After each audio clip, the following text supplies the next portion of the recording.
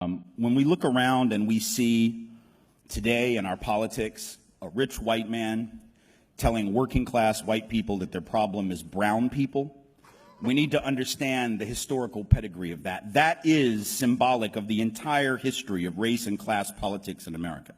The history of rich white people telling working class and poor white people that their problem are black and brown people. So beginning in the 1600s, that is what happens. Prior to about 1670 or so, there was no such thing as the white race, at least not recognized as such, called as such. That is not what people of European descent were when they were in Europe. They were English, they were Irish, they were Scottish, they were whatever they were.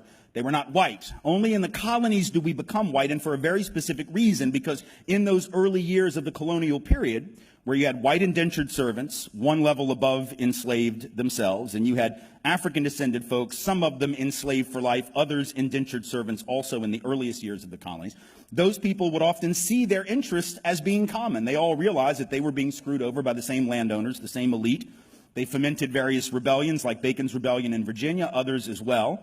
And as a result, the elite in the colonies realized that they had to figure out a way to get the other folks from Europe on their team. So they created this mentality that said, you're now a member of the white race. You're on our team. You're wearing our uniform. Now you're at the end of the bench. You may not get in the game, but you're on our team, you see. So then they start putting white folks, now called, on the slave patrols, right?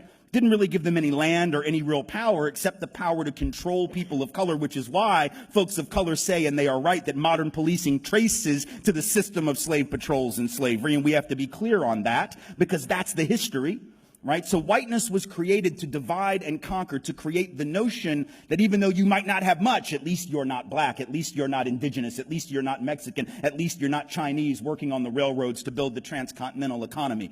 You may not have much, but at least you have, as W.E.B. Du Bois said, the psychological wage of whiteness. And it's a trick that was played during the Civil War era on my people in the South, right? Rich folk, landowners in the South telling poor white folks who didn't own anything that they got to go out and fight to preserve the rich man's property in human beings. Fascinating. Why would you do that? Why would I go fight for your property? Well, because you told me that if I don't, these slaves are going to take my job. No, fool, they got your job. That's the point. If you got to charge $1 a day and you can make them work for free because you own them, guess who got the gig, Jack? Not you. So in fact, the system of enslavement was in the long run against the class interest of working class white folks, but they got suckered. Same thing happened in the union movement. You had white labor union folks who didn't want black and brown bodies in their union because it would reduce the professionalism of the craft. No, fool, it'll double the size of your union. And then when you go out on strike, they can't replace your happy ass with the brown folk that you didn't want next to you in the first place. Because when they do replace you with them, then you will blame them, not the elite. See how that works? It's a trick. And it has worked for hundreds of years. It is working on some folk right now. And it is our job to resist that with every fiber of our being.